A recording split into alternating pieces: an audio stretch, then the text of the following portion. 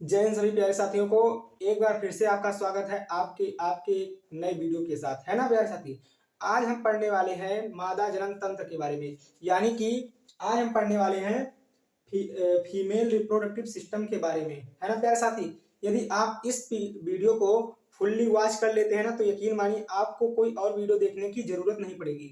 जी हाँ दोस्तों, आज हम पढ़ने वाले हैं मादा जनन तंत्र के बारे में। इसके बारे में पूरा विस्तार से समझेंगे और समझेंगे कि आखिर अंडाणु का निर्माण कैसे होता है ना। हमारे इस मतलब फीमेल रिप्रोडक्टिव सिस्टम के अंदर अंडाणु का निर्माण कैसे होता है, शुक्राणु और अंडाणु जब मिलते हैं तो युग्मक कैसे बनते हैं, है ना। जो हमारा मेल रिप्रोडक्टिव सिस्टम है यानी नर जनन तंत्र, वहां से जो स्पर्म आया रहता है वो कहाँ जाता है, कैसे क्या होता है, इस चीज को आज हम A to Z समझने वाले हैं, है ना। तो यदि आप इस वीडियो पर यानी इस चैनल पर नए हो तो कृपया कर चैनल को सब्सक्राइब कर लीजिए, है ना। आइए समझते हैं। देखिए, मादा जनन तंत्र, जैसा कि मैंने आपको कल वाली वीडियो में बताया था नर जनन तंत्र में, कि आप समझिए यहाँ पर हमारा ये शरीर है। शरीर में यहाँ पर देखिए छाती वाला भाग है, जो इसे बोलते हैं वक्ष गुहा। क्या बोलते हैं? वक्ष गुहा। इसके नीचे जाएंगे तो यहाँ पर हमारा होता है प्यारे भैया डायफ्राम। एंड डायफ्राम के नीचे हमारा जो होता है ये पेट वाला रीजन, इसको बोलते हैं उदर गुहा। क्या बोलते हैं? उदर गुहा। उदर गुहा से नीचे जाएंगे तो हमारा जो कमर वाला भाग होता है उसको बोलते हैं श्रोणि भाग। क्या बोलते हैं? श्रोणि भाग। तो उसी श्रोणि भाग में ये आपका जनन तंत्र होता है, मादा जनन तंत्र होता है ना। तो श्रोणि भाग में कहाँ होता है? श्रोणि भाग में आपका मादा जनन तंत्र होता है। अंदर से देखने पे कुछ इस तरह से आपका ये दिखाई देता है ना। अब मादा जनन तंत्र में सबसे पहले आपका यहाँ पर ये देखिए, इसमें प्राथमिक लैंगिक अंग में आपका आता है अंडाशय। अंडाशय यानी कि इसको इंग्लिश में बोलते हैं ओवरी। और आपकी अंडाशय की जो लंबाई होती है लगभग 2 से 4 सेंटीमीटर इसकी लंबाई होती है, यानी लेंथ होती है ना। और अंडाशय का काम क्या है? तो अंडाशय का काम है अंडाणु का निर्माण करना। अंडाशय का काम क्या है? अंडाणु का निर्माण करना। महिला में अंडाशय के द्वारा ही अंडाणु का निर्माण होता है ना। तो अंडाणु का निर्माण कौन करेगा भैया? अंडाशय करेगा। अब अंडाशय में अगर आप ध्यान से देखें, यानी अगर अंडाशय के अंदर हम उसको उसके अंदर क्या करें, उसको उसको काट पीट के उसको उसके अंदर झांके यानी उसके अंदर देखें, तो उसके अंदर जब हम देखते हैं ना तो हमें कुछ चीजें देखने को मिलती हैं। जैसे क्या? अब यहाँ पर देखिए, ये आपका अंडाशय है जी। अब ये अंडाशय के अंदर जब हम झांक के देखेंगे है, यानी कि जो हम देंगे, यानी कि इसको पूरा काट पीट के अंदर से देखेंगे तो कैसा दिखाई देगा? कुछ इस तरह से। अब इसके अंदर जो बाहर एकदम लेयर होता है उसको कहते हैं उपकला, एपिथेलियम। एंड जस्ट उसके अंदर आएंगे तो आपको 2 भाग दिखाई देगा। एक तो ये जो ये बाहर वाला भाग, मतलब यहाँ पर जो एक मोटी सी परत दिखाई दे रही है, इस मोटी सी परत को कहते हैं प्यारे साथी peripheral cortex. Peripheral cortex Hindi में बोलेंगे परिधीय वलकुट, इंग्लिश में याद रखिएगा पेरीफेरल कॉर्टेक्स, और हिंदी में परिधीय वलकुट बोलते हैं। अब इसके अंदर यानी बीच में, है ना, मध्य भाग में मेडुला होता है। क्या होता है? मेडुला। उसको क्या बोलते हैं? मध्यांश बोलते हैं। अब समझिए, अब आपका अंडाशय जो है, ये जो आप देख रहे हैं इसको बोलते हैं झिल्ली, है ना। ये अंगुली के समान संरचना होती है, प्रोजेक्शन लाइक संरचना होती है। जैसे देखिए, हमारा ये अंगुली है। अब अंगुली से हम मान लीजिए ये हमारा बॉटल है। अब अंगुली से क्या किए? इसको ऐसे पकड़ लिए, तो हमारे अंडाशय को पकड़ के जो रखता है वो क्या रखता है? यहाँ पर ये जो झिल्ली दिखाई दे रही है, झिल्ली, है ना, झिल्ली। तो ये इसको क्या करती है? पकड़ के रखती है। इसको इंग्लिश में बोलते हैं फिम्बरी, है ना। ये कीप आकार का होता है। जैसे आप तेल वगैरह लेने जाते हैं दुकान पर, तो दुकानदार क्या करता है? जब तेल को नापता है, केरोसिन तेल को नापता है, तो क्या करता है? वहां पर कुप्पी के द्वारा उसको नापता है। तो उसी की तरह की संरचना है ये। आगे चलेंगे तो कीपक, है ना, कीपक आ जाता है। तो आगे जब चलेंगे तो हमारा कीपक, अभी समझेंगे कीपक कहां से आया, अब ध्यान से समझिए। अब इसके बाद ये देखिए, यहां पर आपके मादा जनन तंत्र में इसको बोलते हैं अंडवाहिनी। क्या बोलते हैं? ये वाली इसको बोलते हैं अंडवाहिनी। जो पूरी की पूरी नली दिखाई दे रही है आपको, इसको बोलते हैं अंडवाहिनी, यानी कि ओविडक्ट, यानी कि फैलोपियन ट्यूब, है ना। इसी को अंडवाहिनी बोलते हैं, इसी को डिंब वाहिनी बोलते हैं, इसी को फैलोपियन ट्यूब भी बोलते हैं, ओविडक्ट भी बोलते हैं, है ना। अब ये आपकी जो नली है अंडवाहिनी, ये 10 से 12 सेंटीमीटर लंबी नलिका होती है ना। अब इसी नलिका में अगर हम देखें, इसी नलिका में अब इसमें 3 स्थान होता है, मतलब इसको 3 भाग में हम बांट सकते हैं। कैसे बांटेंगे? तो जो सबसे पहले यहाँ पर देखेंगे जो संकीर्ण पथ होता है, संकीर्ण भाग होता है, संकीर्ण यानी कि सिकुड़ा वाला, तो कम मतलब सिकुड़ा हुआ भाग, तो जो संकीर्ण भाग होता है उसको बोलते हैं इस्थमस। क्या बोलते हैं? इस्थमस, हिंदी में संकीर्ण पथ बोलेंगे। अब आगे जाएंगे तो थोड़ा हमें फूला हुआ भाग दिखाई देगा जिसको बोलते हैं एम्पुला। एम्पुला यानी कि तुम्बिका, हिंदी में तुम्बिका, इंग्लिश में एम्पुला बोलेंगे।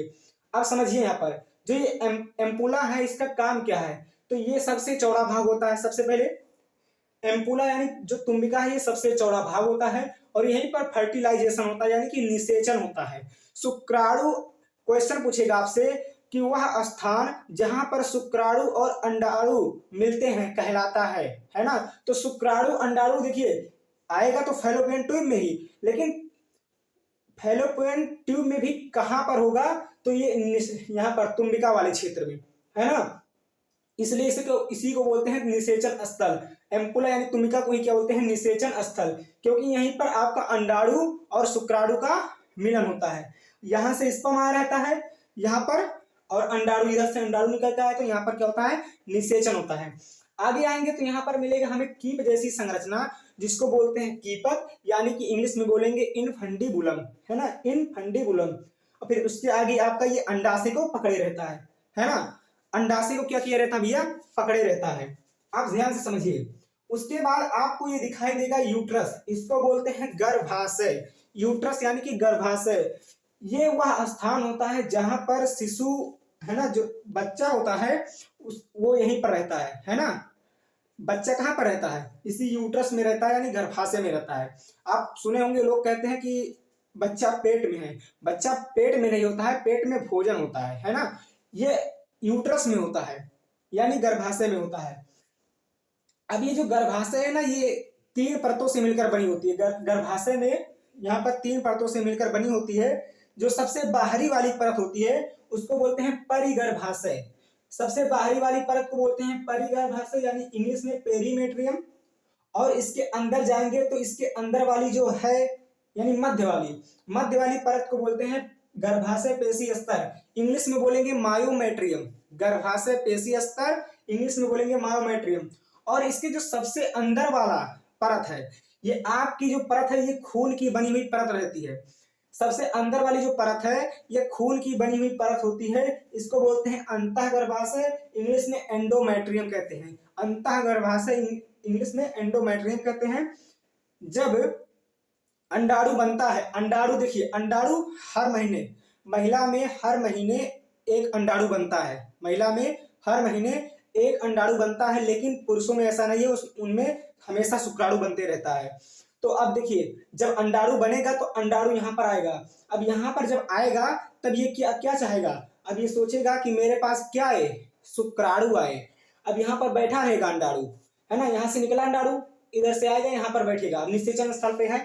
अब टुकुर टुकुर देखते रहेगा, कहेगा अभी कहाँ रह गया है, अभी आया नहीं, है ना? अब ये किसको याद कर रहा है?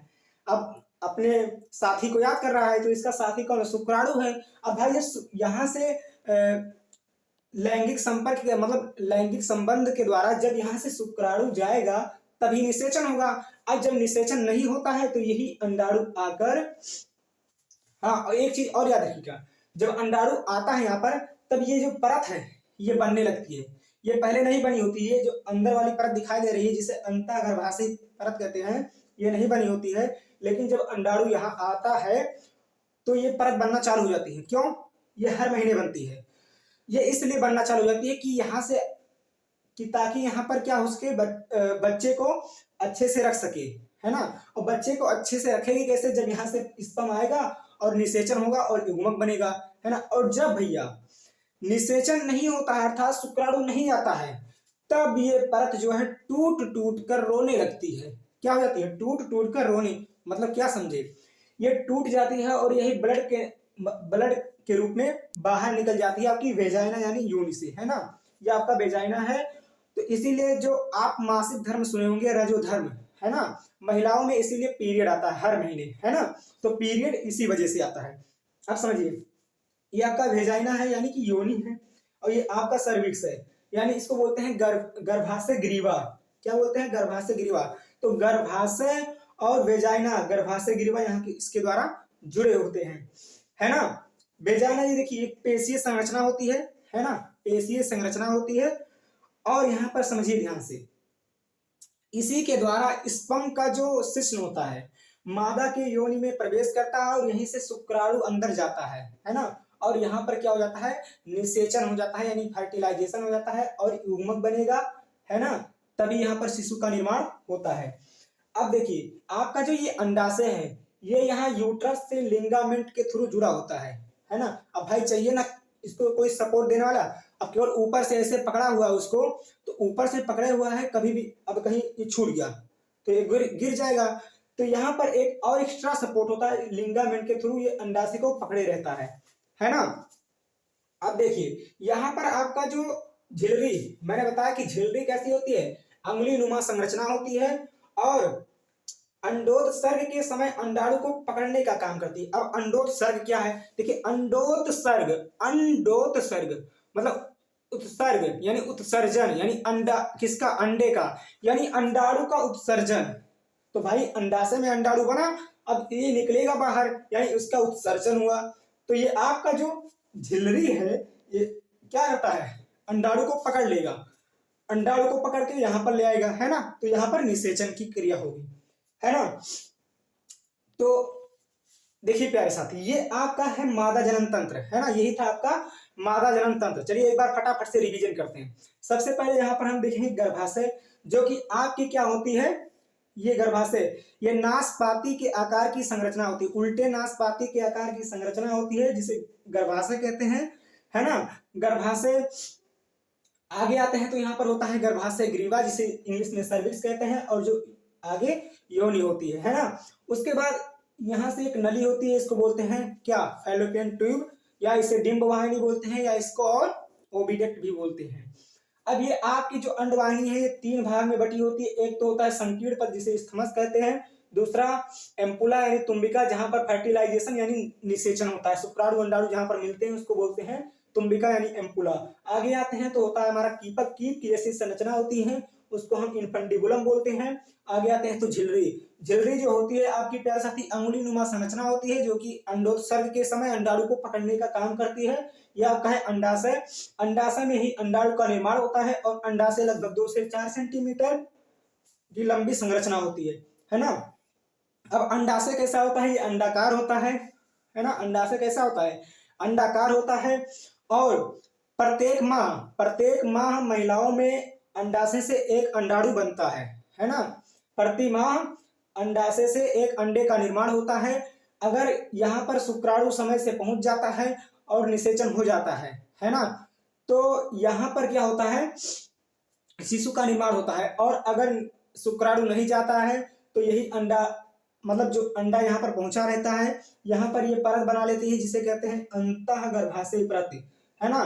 गर्भाशय में एक परत बन जाती है जिसे कहते हैं अंतः गर्भाशयी परत, जो कि क्या होती है, जब अगर निषेचन नहीं होता है तो ये टूट जाती है और टूटकर ब्लड के रूप में योनि से वेजाइना से बाहर निकल जाती है, जिसे हम क्या कहते हैं, ब्लीडिंग कहते हैं, है ना। इसी को कहते हैं ब्लीडिंग। अब यहाँ पर देखिए अंडाशय है जो हमारा, अंडाशय में सबसे ऊपर क्या होता है, ये वाली ऊपरी परत बोलते हैं उपकला, उसके अंदर एक मोटी सी परत पाई जाती है जिसे बोलते हैं पेरिफेरल कार्टेक्स यानी परिधीय वल्कुर बोलते हैं, और इसके अंदर द्रव भरा होता है जिसको हम बोलते हैं क्या, मेडुला यानी कि मध्यांश बोलते हैं। तो ये क्या होता है, मेडुला। अब ये हमारा झिल्ली है जिसके द्वारा ये पकड़ा रहता है। और यहाँ पर देखिए ये हमारा जो अंडाशय है लिगामेंट के थ्रू किससे जुड़ा होता है, गर्भाशय से जुड़ा होता है ना। गर्भाशय में 3 स्तर होती हैं, एक तो होता है बाहरी स्तर जिसको बोलते हैं परिगर्भाशय, इंग्लिश में बोलते हैं पेरीमेट्रियम। इसके अंदर जाएंगे तो मध्य परत जो है उसको बोलते हैं गर्भाशय पेशीय स्तर, इंग्लिश में बोलते हैं मायोमेट्रियम। और इसके अंदर की जो परत होती है उसको बोलते हैं अंतः गर्भाशय, इंग्लिश में बोलते हैं एंडोमेट्रियम, है ना प्यारे साथी। तो ये था ओवरऑल आपका मादा जनन तंत्र, है ना, ओवरऑल आपका मादा जनन तंत्र था। तो प्यारे साथी आप सभी बताएंगे कि आपको ये टॉपिक कैसा लगा, है ना। याद रखिएगा ये जो टॉपिक है ये बहुत ही इंपॉर्टेंट है आपके 12th बोर्ड एग्जाम 2026, है ना, के लिए बहुत ही इंपॉर्टेंट टॉपिक है। और ये हर साल ये पेपर में आता है, याद रखिएगा ये 5 नंबर में आता है, हर साल पेपर में आता है। अगर आपको भाई साहब ये वीडियो अच्छा लगा हो तो लाइक कर दीजिएगा। और अगर आपको इसी तरह और वीडियो चाहिए, मतलब जिस भी टॉपिक पर आपको वीडियो चाहिए, आप वो टॉपिक मतलब कमेंट में वो टॉपिक आप लिखिएगा, मैं उस टॉपिक पर वीडियो बना दूंगा, है ना। तो मिलते हैं नेक्स्ट वीडियो में प्यारे साथी, तब तक के लिए जय हिंद जय भारत।